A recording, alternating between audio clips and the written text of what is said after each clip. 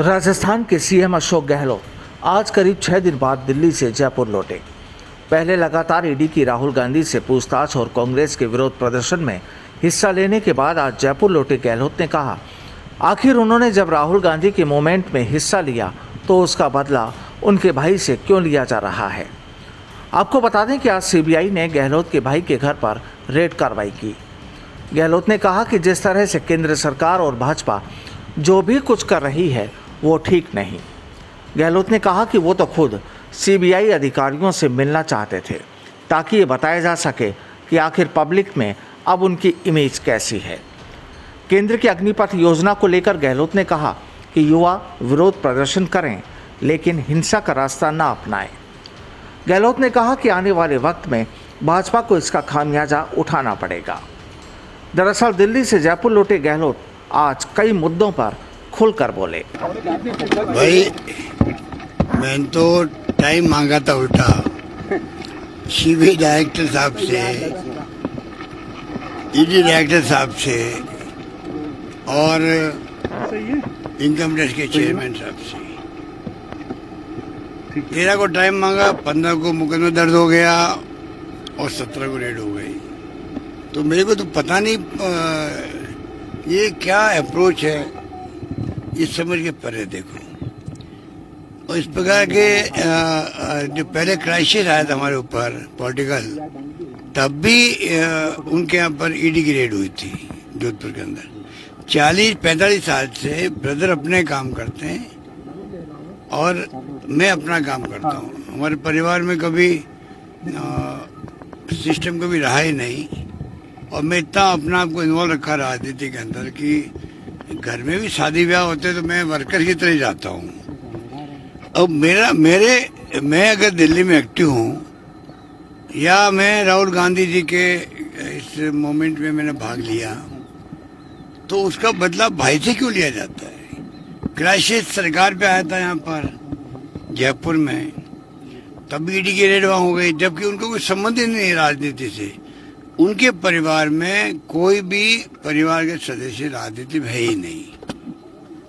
और समझ के परे है कि इस प्रकार के आप पहले छापे डाल दिया आपने ईडी के, अब पहुंच गई सीबीआई, ये समझ के परे हैं। इसको मैं समझता हूँ आम जनता भी इसको लाइक नहीं करती। धीरे धीरे नुकसान बीजेपी को ही है, इस सरकार को ही है। ये जितने ज्यादा तंग करेंगे लोगों को पूरे मुल्क के अंदर, उतना ज्यादा ही बैकलेस इनके लिए होगा, मेरा मानना है। नरेंद्र मोदी जी के भाई को कोई नहीं जानता दुनिया के देश के अंदर। नरेंद्र मोदी जी प्रधानमंत्री के भाई को जानता नहीं था, उसी प्रकार मेरे भाई को कोई नहीं जानता था। अब तमाम मीडिया चला रहा है, सीबीआई के छापा पड़ गया, उनके यहाँ छापा पड़ गया। तो ये परिवार के जो सदस्य हैं उनका क्या कसूर है कि आप राजनीति में कोई भाग ले रहा है, कोई व्यक्ति उनके परिवार वाले पे अटैक हो और वो सरकार द्वारा, मैं समझता हूँ उचित नहीं कहा जा सकता। इससे कोई हम घबराने वाले नहीं है। आज मैं आया हूँ, संडे को मैं वापस जाऊंगा, दिल्ली जाऊंगा, मंडे को वापस भाग लूंगा वहां पर मूवमेंट के अंदर। आप अन्याय कर रहे हो सोनिया गांधी जी पर और राहुल गांधी जी पर। हम बार बार कह रहे हैं कि वो नॉन प्रॉफिटेबल कंपनी है, वहाँ का 1 रुपया भी सोनिया गांधी जी, राहुल गांधी जी नहीं ले सकते हैं चाहते हुए भी। तो जब आप प्रॉफिट ले नहीं सकते उसके अंदर, तो मनी लॉन्ड्रिंग कैसे हो गई ये बताए, तब भी तंग किया जा रहा है। तो ये पूरा देश देख रहा है, इसीलिए लोगों में आक्रोश भी है। कार्यकर्ताओं में भी बहुत भयंकर आक्रोश पैदा हुआ, इसलिए लोग दिल्ली तक आ रहे हैं। और मैं समझता हूँ कि ये ध्यान डाइवर्ट करने के लिए, देखिए आप, महंगाई बड़ा मुद्दा है, बहुत भारी मुद्दा है, बेरोजगारी बहुत बड़ा मुद्दा है, तनाव है गांव गांव में। मैं बार बार कहता हूँ लोग समझ नहीं पा रहे हैं कि हिंदू मुसलमानों के बीच में इतनी बड़ी दरार हो गई है, अविश्वास हो गया। पता नहीं जिसका बस चलेगा वो अटैक नहीं करते हमारे ऊपर। जिसकी संख्या कम होती है वो ज्यादा डरता है, चाहे वो हिंदू हो चाहे मुस्लिम हो। क्या ये देश हित में है? क्या देश इस प्रकार विकास कर पाएगा क्या जब आप अशांति रहेगी, तनाव रहेगा? तो प्रेम, भाईचारा, आपस में मोहब्बत होनी चाहिए। हिंसा को बर्दाश्त नहीं करेंगे। प्रधानमंत्री जी को हम रिक्वेस्ट करें कहने के लिए, मैंने तो हाथ जोड़ दिए। प्रधानमंत्री को मैं हाथ जोड़ता हूं कि आप अभी जो माहौल देश में बन गया है, कारणों मत जाओ, मान लीजिए नहीं जाना चाहते नहीं जाए, पर कम से कम उनको अपील करनी चाहिए कि मैं चाहूंगा देश में शांति, भाईचारा, प्यार मोहब्बत से सब रहे और हिंसा को हम बर्दाश्त नहीं करेंगे। ये प्रधानमंत्री जी को कहने में क्या एतराज है? ना प्रधानमंत्री जी कह रहे हैं ना गृह मंत्री जी कह रहे हैं। तो पूरा देश सख्ते के अंदर है, घबराया हुआ है, वो भावना वहां तक पहुंच नहीं रही है। मैं समझता हूँ ये बात इसलिए बोल नहीं रहे वो।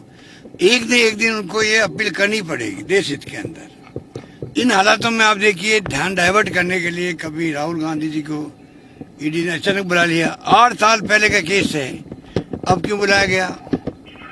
अब ये आपका अग्निवीर और अग्निपथ नया शुरू कर दिया। पहले अगर मान लो कोई आपके दिमाग में सोच थी तो कोई दिक्कत तो नहीं है। अगर वो सोच थी देश हित में थी, मान लो जैसे इजराइल के अंदर इस प्रकार का प्रोसेस होता है, वो ऐसा नहीं होता है। वो बिल्कुल वहाँ की सिस्टम दूसरा है। वहाँ की आबादी पूरे इजराइल की 80 लाख है, राजस्थान की आबादी 8 करोड़ है। तो आप सोच सकते हो कितना छोटा इजराइल है।